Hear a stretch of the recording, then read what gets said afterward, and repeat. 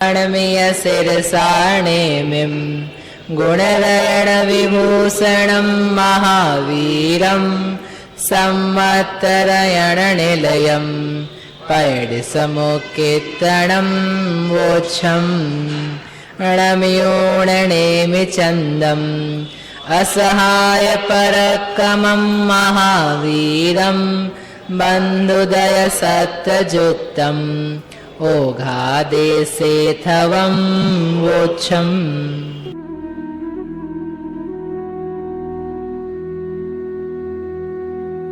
योग वैक्रिक देवती सम, उसके मिश्र न नर आयु, तिर्यग आयु आहारक, छठे सम मिश्र न देवायु।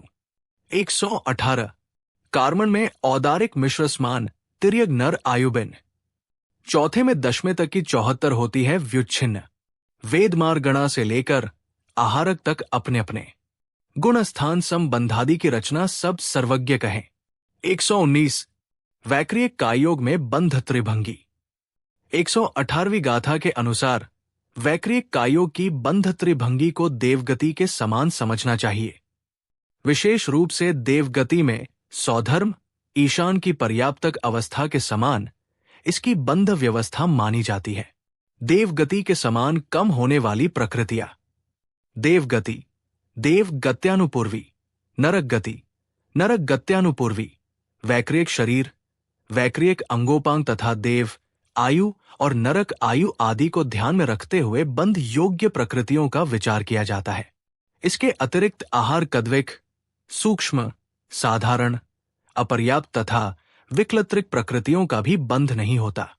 इस प्रकार कुल 16 प्रकृतियों को कम करने पर 104 प्रकृतियां बंध योग्य रहती हैं। बंध योग्य प्रकृतियों 104। गुण स्थान 4 होते हैं। विशेष यहां एक महत्वपूर्ण बात ध्यान रखने योग्य है कि मुनिराज द्वारा विक्रिया के माध्यम से शरीर को छोटा बड़ा करना या शरीर में परिवर्तन करना वैक्रिक शरीर का निर्माण नहीं माना जाता। उदाहरण के रूप में विष्णु कुमार मुनिराज द्वारा की गई विक्रिया को औदारिक शरीर की ही विक्रिया माना जाता है, अर्थात केवल शरीर का आकार बदल जाने से उसे वैक्रिक शरीर नहीं समझना चाहिए। शरीर की प्रकृति और उसकी विक्रिया का आगम के अनुसार विचार करना आवश्यक है। वैक्रियक मिश्र का योग। जब कोई जीव देवगति या नरक गति में उत्पन्न होता है, तब उत्पत्ति के प्रथम समय से लेकर जब तक उसके शरीर की पर्याप्ति पूर्ण नहीं हो जाती, उस अवधि में जीव का जो परिणमन होता है उसे वैक्रियक मिश्र कायोग कहते हैं। वैक्रियक मिश्र की बंध त्रिभंगी वैक्रियक कायोग के समान है। विशेष यह है कि इसमें मनुष्य आयु तिर्यंच आयु का भी बंध नहीं है, अर्थात इस अवस्था में जीव का कायोग मिश्र रूप में रहता है, इसलिए इसे वैक्रियक मिश्र कायोग कहा जाता है। बंध त्रिभंगी। वैक्रियक मिश्र कायोग की बंध त्रिभंगी वैक्रियक कायोग के समान ही है, लेकिन इसमें एक विशेषता है। मनुष्य आयु और तिर्यंच आयु का भी बंध नहीं होता। इस प्रकार वैक्रियक कायोग में जो 16 प्रकृतियां बंध योग्य नहीं थी, उनके साथ यहां मनुष्य आयु और तिर्यंच आयु भी बंध योग्य नहीं रहती। अतः कुल अबंध प्रकृतियां 16 + 2 18। बंध योग्य 120 से 18 कम करने पर वैक्रियक मिश्र में बंध योग्य प्रकृतियां 102। गुण स्थान 1, 2 और 4। मिथ्यात्व गुण स्थान में बंध त्रिभंगी वैक्रियक मिश्र का योग। बंध योग्य प्रकृतियां 101। अबंध योग्य प्रकृतियां 1, तीर्थंकर प्रकृति। बंध व्युच्छित्ति 7 प्रकृतियां। गुण स्थान की अपेक्षा यहां 16 प्रकृतियों की व्युच्छित्ति होती है। इनमें से 9 प्रकृतियां पहले ही कम हो चुकी है, इसलिए यहां शेष 7 प्रकृतियों की व्युच्छित्ति होती है। मिथ्यात्व, हुंडक संस्थान, नपुंसक वेद, असंप्राप्त सृपाटिका संहनन, एकेंद्रिय, स्थावर और आताप। सासादन गुण स्थान में बंध त्रिभंगी वैक्रियक मिश्र का योग। बंध योग्य 94 प्रकृतियां। 102 से अबंध योग्य 8 कम करने पर अबंध योग्य 8 प्रकृतियां। मिथ्यात्व की अबंध वाली 1 तथा बंध व्युच्छित्ति वाली 7 कुल 8 प्रकृति। बंध व्युत्पत्ति 24 प्रकृतियां। गुणस्थान की अपेक्षा 25 प्रकृतियों की व्युत्पत्ति होती है, लेकिन यहां तिर्यंच आयु को छोड़कर शेष 24 प्रकृतियों की व्युत्पत्ति होती है। अविरत सम्यक गुणस्थान में बंध त्रिभंगी, वैक्रियक मिश्र का योग। बंध योग्य 71 प्रकृतियां। 102 से अबंध वाली 31 कम करने पर अबंध योग्य 31 प्रकृतियां। मिथ्यात्व की व्युत्पत्ति वाली 7 तथा सासादन की व्युत्पत्ति वाली 24 कुल 31 प्रकृति। बंध व्युत्पत्ति 9 प्रकृतियां। गुणस्थान अपेक्षा यहां 10 प्रकृतियों की व्युत्पत्ति होती है, लेकिन यहां मनुष्य आयु का बंध होता है, इसलिए उसे छोड़कर शेष 9 प्रकृतियों की व्युत्पत्ति होती है। आहारक का योग। आहारक का योग छठे गुणस्थान में होता है। यहां गुणस्थान अपेक्षा बंध योग्य 63 प्रकृतियां, अबंध योग्य 57 प्रकृतियां। बंध व्युत्पत्ति 6 प्रकृतियां। आहारक मिश्र का योग। गुणस्थान छठा। बंध योग्य 62 प्रकृतियां। 63 से देवायु को कम करके 62 प्रकृति बंध योग्य है। यहां देव आयु का भी बंध नहीं होता है। अबंध योग्य 58 प्रकृतियां। बंध व्युत्पत्ति 6 प्रकृतियां। कार्मण का योग। कार्मण का योग की बंध त्रिभंगी औदारिक मिश्र का योग के समान समझी जाती है। विशेषता यह है कि यहां किसी भी आयु कर्म का बंध नहीं होता। ये कायोग चारों गतियों में पाया जाता है, विग्रह गति और कार्मण काय। एक शरीर को छोड़कर दूसरे शरीर को धारण करने के बीच जीव जिस अवस्था में रहता है उसे विग्रह गति कहते हैं। विग्रह गति में जीव का कार्मण कायोग होता है। इसी के निमित्त से वहां योग पाया जाता है और इसीलिए इसे कार्मण काय कहा जाता है। विग्रह गति में 3 गुण स्थान 1, 2 और 4 होते हैं, लेकिन कार्मण कायोग में 4 गुणस्थान माने जाते हैं। 1, 2, 4 और 13वां गुणस्थान। यहां 13वां गुणस्थान समुद्धात की अपेक्षा होता है। कार्मण कायोग में निम्न 8 प्रकृतियों का बंध नहीं होता। चारों आयु, नरकद्विक, आहार कद्विक आते हैं। बंध योग्य प्रकृति हुई 120 से 8 कम करने पर 112 प्रकृति होती है। मिथ्यात्व गुण स्थान कार्मण कायोग में बंध योग्य 107 प्रकृतियां।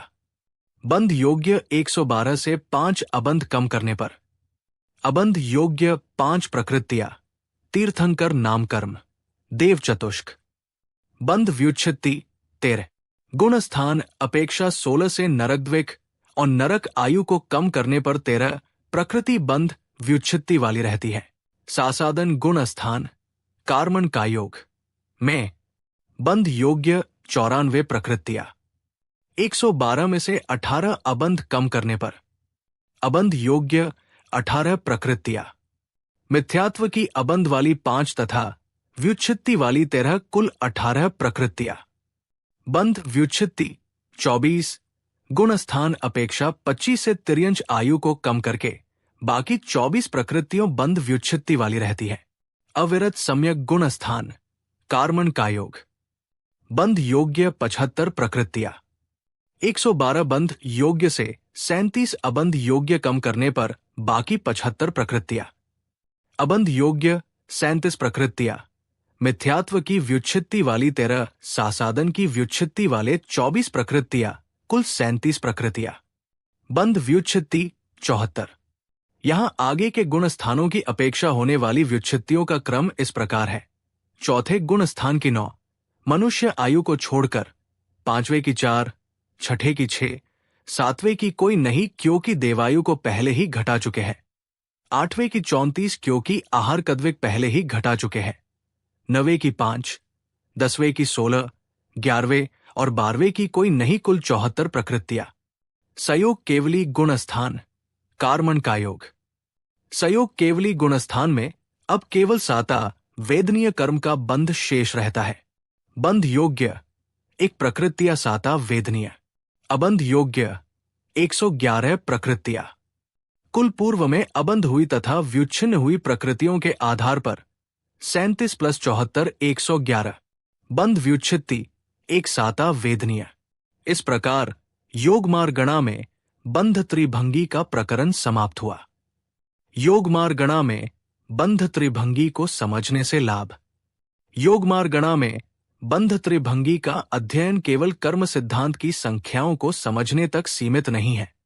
इसका गहरा संबंध आत्मदृष्टि, समता, पुरुषार्थ और आत्म कल्याण से है।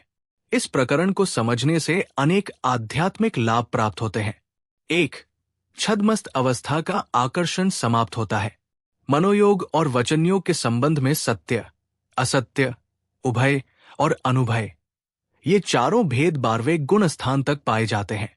अर्थात सर्वज्ञता प्राप्त किए बिना असत्य और उभय योग से पूर्णतः बच पाना संभव नहीं है।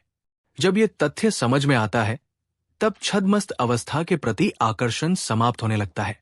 परिणाम स्वरूप उससे संबंधित घमंड, दीनता, हीनता आदि दुष्प्रवृत्तियां कम होकर जीवन सहज समतामय बनने लगता है। 2. अपने शाश्वत सर्वज्ञ स्वभाव का बोध। विद्यमान की ही व्यक्तता होती है, इसलिए सर्वज्ञ दशा की व्यक्तता ये सिद्ध करती है कि जीव का स्वभाव ही सर्वज्ञता है। इस दृष्टि से अपने शाश्वत सर्वज्ञ स्वभाव को समझकर उसी में स्थिरता का पुरुषार्थ करने से सर्वज्ञ दशा प्रकट होने का मार्ग प्रशस्त होता है। 3. परकर्तृत्व का अहंकार समाप्त होता है। औदारिक मिश्रयोग आदि के माध्यम से जड़ पुद्गलों की पूर्ण, सुव्यवस्थित और सुनिश्चित क्रियाशीलता का बोध होता है। इससे ये समझ में आता है कि प्रत्येक द्रव्य अपने स्वभाव एवं उपादान के अनुसार परिणमन करता है। परिणाम स्वरूप परकर्तृत्व का अहंकार नष्ट होकर स्वकर्तृत्व, अकर्तृत्व तथा सहज ज्ञातृत्व भाव की ओर दृष्टि जाती है। यही अवस्था आत्मा को सुख और शांति की ओर ले जाती है। 4. विश्व की स्वसंचालित परिणमन व्यवस्था का बोध। योगमार्गणा की व्यवस्था को समझने से समस्त विश्व के द्रव्यों की पूर्ण एवं सुव्यवस्थित स्वसंचालित परिणमन व्यवस्था का ज्ञान होता है। इससे जीवन का अनावश्यक भार और चिंता कम होती है। व्यक्ति निर्भर, निश्चिंत, आत्मोन्मुखी और पुरुषार्थमय बनता है तथा सम्यक रत्नत्रय की दिशा में आगे बढ़ता है। 5. नवीन देह की प्राप्ति संबंधी भ्रांतियां दूर होती है। विग्रह गति की संपूर्ण व्यवस्था कार्मण कायोग के माध्यम से होती है। ये समझ में आ जाने पर नवीन देह की प्राप्ति को लेकर बनी हुई अनेक विपरीत धारणाओं का अंत होता है। इससे देह परिवर्तन और नवीन शरीर की प्राप्ति के संबंध में होने वाली अनेक भ्रांतियों एवं उनसे उत्पन्न हानियों से बचा जा सकता है।